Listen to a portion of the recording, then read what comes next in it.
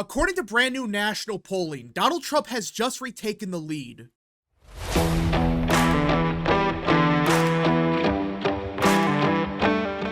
What is up, people of the internet? It is me, Real American, back in with a new video, and today we have to talk about the 2024 presidential election because we have brand new polling that shows that Donald Trump has retaken the lead.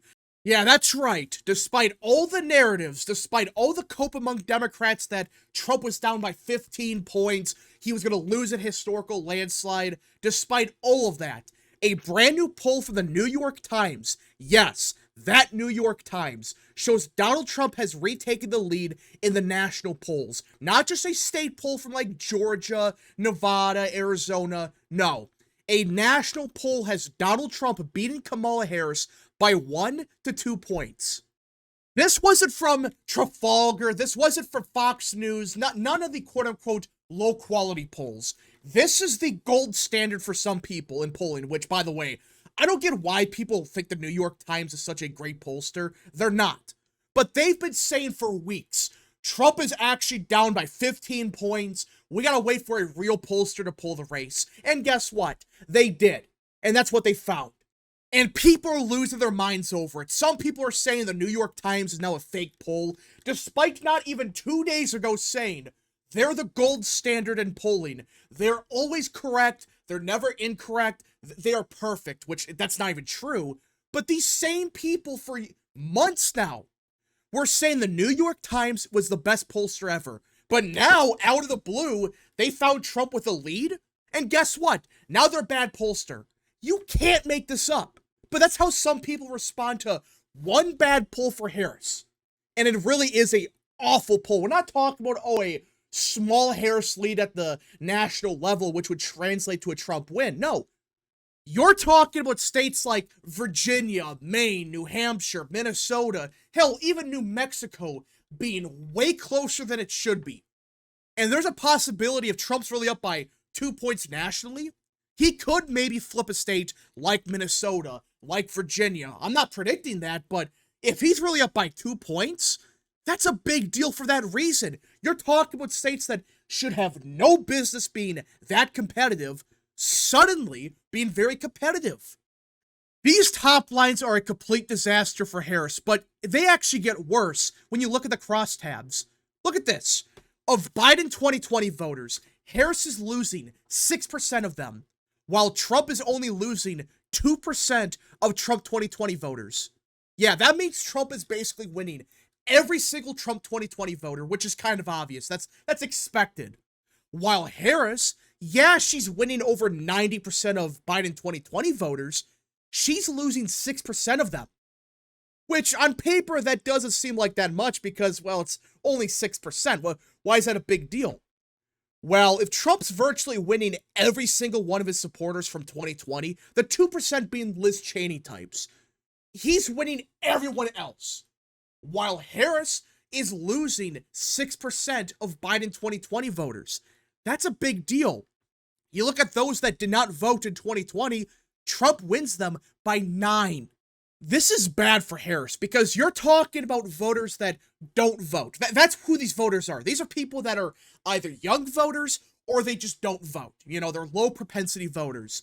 If they're breaking for Trump by 9 points, that means the higher the turnout, the better it is for Trump, which we've been saying for about a year now that was the case. And that's because Trump's coalition, they are built off the backs of low propensity voters. You know, people that they don't vote. They're like 50 years old. They might have voted for Reagan or something, but outside of that, they have never voted.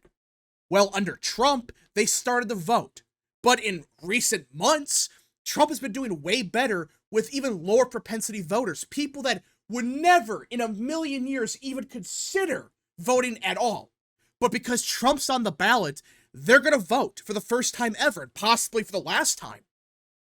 That's why this is a big deal. This means that the Harris campaign, they want low turnout.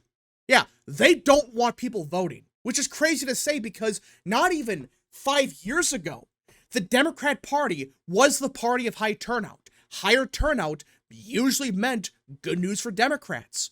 But now it's the complete opposite because that's the Trump coalition. Republicans will do better with lower propensity voters. And you look at other crosstabs like ages to 18 to 29, Harris is only getting 51% of young voters. That's it. 51%. So much for Harris being the youthful candidate. Yeah, she is younger than Trump, but she is still doing awful with these voters. Like, Democrats were banking on the idea that, well, Kamala Harris is way younger than Joe or Trump. That means she's going to surge with young voters. No. Now, I'm not denying that some young Democrats, they might be more excited to vote for Harris than Joe for obvious reasons. I get that. But the problem is, not every young voter is a partisan Democrat. They're not. And a lot of young voters right now, they agree the economy sucks. The world's a disaster. Everything's on fire. It's a mess here. So this idea that they were going to vote for Harris because she was younger than Joe, that's complete horseshit. That was never the case. Like, fine, some partisan Democrats that were sick of Joe, they're voting now. Congratulations. Guess what? That's not every young voter. And that's what the Democrat Party failed to understand. But somehow, these numbers are not the worst for Harris. Look at by race.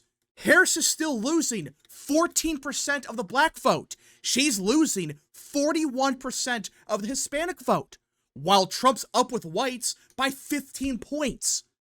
Like, that's bad. You're talking about way worse than Biden 2020. Is it better than Biden was doing 2 months ago? Yeah, but the problem is Trump is still doing way better than he did back in 2020 with these voters. Hell, even better with white voters. You see the problem here? Yes, Harris is doing better, but it's not enough. It's not as good as even Biden 2020. It's way worse. Hell, at this point in time, it looks like Kamala Harris is in the same position as Biden was in pre-debate. You know, he was losing, but he wasn't losing in a landslide. You know, he wasn't losing a state like Virginia, Minnesota, New Hampshire. He was down in the swing states, but at least there was a pathway for him to win. That's what this reminds me of. She's doing better than Biden, yeah, but not as good as 2020. And about the same as Joe was doing just 5 months ago. That's a problem here. It's not enough. It's better, but it's still a Trump win. And you keep going. Whites with no college degree. Trump plus 36. The Midwest. You know, a state like Wisconsin, Michigan, Minnesota, you know, that region. It was like Trump plus 2 back in 2020. Right now, the New York Times has it Trump plus 11. That's not a misquote. Trump plus 11. That means a state like Wisconsin is voting for Trump. Same thing with Michigan. Hell, even Minnesota would be competitive at that point. I'm not saying that's the case, but a Trump plus 11 in the Midwest indicates a Trump win in a state like Wisconsin, Michigan, and a state like Minnesota being way too close for Harris. Like very close. Closer than even 2016 was, which was like, I believe Clinton plus 2 or whatever. That's why this poll is a disaster, because it's not just Trump plus 2 nationally. It's where Trump is doing the best in. It's with low propensity voters. It's in the Midwest, you know, the region that really matters. Hell, even in the South, Trump's up by 17 points. And I know you got states like Alabama, Tennessee, you know, deep red states. But you have states like Georgia. You have states like North Carolina in that region. And if it's Trump plus 17, he is winning a state like Georgia. There's no way in hell he isn't. Like, where is he doing better in the South then? Where? Texas? Okay, fine. Florida? All right. Where else? It can't just be 2 states. At that point, Trump is doing way better in Georgia, in North Carolina, hell, even Virginia. The more you look at this poll, it's just a disaster for Harris, because it's no good demographics. The top line's a complete joke for her. Hell, her favorability is the same as Trump's, 46%. Remember when everyone was saying that Kamala Harris had record numbers? She was up by 15 points. She had a 70% favorability rating. Remember all that crap? Yeah, that was horseshit. Her favorability, it's better than Joe's, but it's the same as Trump's, which is still negative. Now, the New York Times wasn't the only poll that dropped today. You had big data poll. You know, Richard Barris, one of the better pollsters in America, he dropped his poll. And right now, he found it Trump plus 0.2. Let's just say tied. It's a tied race with leaners, which is basically the same as the New York Times. They found it Trump plus 1, Trump plus 2. Yeah. So the New York Times found basically the same numbers as Barris found. Which, by the way, remember when everyone was saying that Richard Barris was a Republican pollster? He's a far-right pollster. He never gets anything correct, which is bullshit. In 2016 and 2020, he was spot on everywhere. Well, guess what? His poll is actually more favorable for Harris than the New York Times poll. So, is the New York Times a far-right pollster? No. They are still a bad pollster, but just because they have Trump winning, it doesn't mean that they are a far-right pollster. That's not the case. But either way, these are two polls that dropped on the same day, and I believe roughly the same time period. I believe this was, big data poll was August 31st to September 3rd, and I believe the New York Times poll was actually a couple days after. So there's a possibility that if Barris kept polling for another couple of days, he could have found Trump up by 1 to 2 points. Maybe as we get closer to the election, people are realizing, oh, wait a minute, Kamala Harris is just Joe Biden. She's going to continue Biden's policies, which everyone agrees sucks. Why the hell would we vote for 4 more years of Harris? I think that's happening here. Rasmussen, they found the same thing. And the New York Times even. That's what they found here. They found post-convention. We are in September now. They found Trump is leading. And there's a good chance this can only get worse for Harris. Because we have the debate in a couple of days. Doesn't that sound familiar, by the way? In a couple of days, we will have the second debate. Which, before the first debate, Joe was down, but there was still a pathway for him. You know, he was losing, but not by 15 points. He was down by maybe 1, maybe 2. But he still had a good pathway. Sounds oddly familiar, doesn't it? Yeah, because that's what's happening right now. Right before the second debate, we have the New York Times dropping their poll of Trump plus 1, Trump plus 2, which is good for Trump, but there's still a pathway for Harris. There's a good chance that the debate could be a knockout blow for Harris, like it was for Biden. I really believe if Trump wins the debate, he's winning the presidency. Because if he wins the debate, people are going to realize even more that, oh, wait a minute, this is just 4 more years of Joe.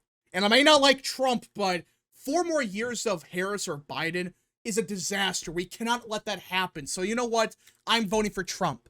It's going to make people realize that's what they're voting for. It's either 4 more years of Trump or not just 4 years of Harris. You're talking about potentially 8 years of Kamala Harris. Do people really want that? I don't think so. I don't think people want 8 years of Kamala Harris. They may not like Trump, but they may think of 4 years of Trump as just 4 years. 8 years of Harris? Well, that's a lot of time. A lot longer than 4 years. But we gotta see what happens. This poll is just bad for Harris. It could get better for her, I guess, but either way, it looks like Trump has retaken the lead in polling, which we kind of predicted. I didn't think it was going to be this fast. I thought it was going to be like late September. But the fact that Trump is regaining momentum now, not good for Harris. Anyways, folks, thank you so much for watching. If you guys did enjoy this video, smash the like button down below, subscribe, share with your friends, hit that little bell, follow the social media accounts in the description down below, and of course, join the channel today. Godspeed to all of you.